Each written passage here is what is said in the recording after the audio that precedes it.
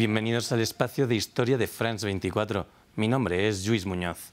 El 29 de marzo de 1973, Estados Unidos decidió retirar a sus efectivos militares de la guerra de Vietnam tras años de conflicto infructuoso contra la guerrilla comunista de Vietcong y el ejército de Vietnam del Norte. Una fecha simbólica que, aunque no supuso el final de esta guerra, precipitó el colapso de su aliado Vietnam del Sur, que solamente pudo resistir 2 años más, 50 años del inicio del final de uno de los conflictos más costosos en la historia de Estados Unidos. El origen de la guerra de Vietnam se remonta al año 1946, mucho antes de que entrara de lleno Estados Unidos. Tras la Segunda Guerra Mundial, Francia intentó retomar su control sobre la colonia de Indochina, a pesar de las aspiraciones independentistas de sus pueblos. Bajo las órdenes de Ho Chi Minh, la guerrilla del Viet Minh luchó contra las tropas coloniales hasta 1954, cuando Camboya, Laos y Vietnam consiguieron la independencia. El problema es que Vietnam quedó partido en dos, ya que al norte del paralelo 17 se creó un gobierno comunista y al sur uno pro-occidental. El acuerdo inicial consistía en que, transcurrido un año tras la división, los vietnamitas tenían que organizar un referendo para votar si querían la reunificación o mantener la división. Pero ante el miedo de que triunfara la unión y se impusiera el comunismo, Estados Unidos y los sectores anticomunistas de Vietnam del Sur se negaron a hacerlo. Esto desembocó en un enfrentamiento directo entre la guerrilla comunista de Vietnam del Sur, llamada Vietcong, y el gobierno, que a partir de 1959 se convirtió en una guerra civil. El Vietcong contó con la ayuda de Vietnam del Norte para obtener suministros a través de la conocida ruta Ho Chi Minh. Este entramado de caminos y túneles, creados durante la Segunda Guerra Mundial y ampliados por la guerrilla, atravesaba Laos y Camboya hasta llegar a Vietnam del Sur y sería fundamental en el transcurso de la guerra. Gracias a esto, el Vietcong llegó a controlar cerca del 60% de Vietnam del Sur. Llegados a este punto, Estados Unidos llevaba años dando ayuda militar y económica a Vietnam del Sur, pero la situación límite le obligó a intervenir de forma directa a partir de 1964.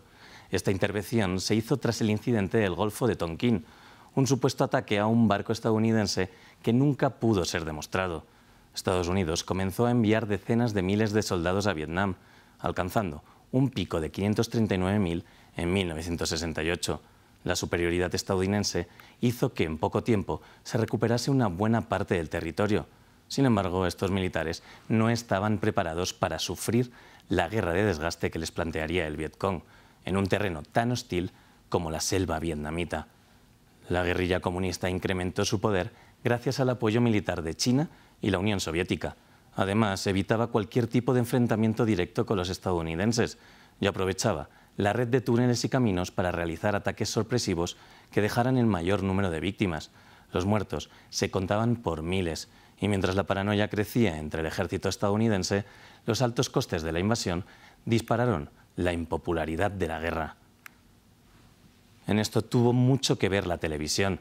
Este conflicto fue el primero en transmitirse de forma casi íntegra a millones de personas de todo el planeta, que pudieron ver cómo Estados Unidos bombardeó con napalm selvas enteras y utilizó armas químicas como el agente naranja contra la población, una mala imagen que forzó a que el expresidente Nixon planteara la retirada progresiva a partir de 1969.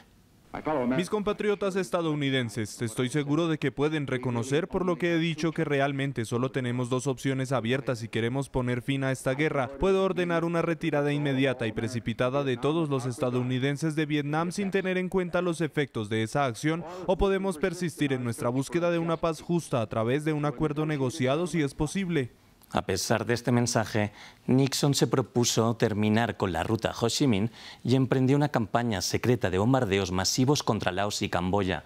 El conflicto se extendió a 2 vecinos hasta ese momento neutrales, y Laos, por ejemplo, se convirtió en la nación más bombardeada de la historia, superando cuotas de la Segunda Guerra Mundial, algo que no mejoró las cosas, ya que la ruta Ho Chi Minh continuó operando, y tanto en Camboya como en Laos tomaron el poder fuerzas comunistas, los Jemeres Rojos y el Partido Popular Revolucionario de Laos respectivamente.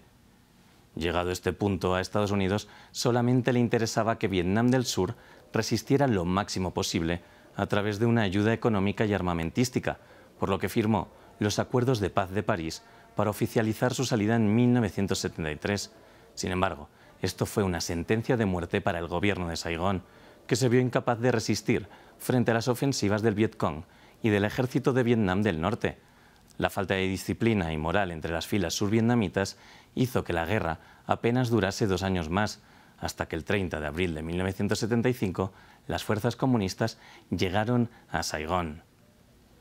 La caída se dio de forma sorpresiva y rápida y obligó a Estados Unidos a realizar una evacuación humillante del personal restante en el país, llegando a llevar helicópteros a su embajada.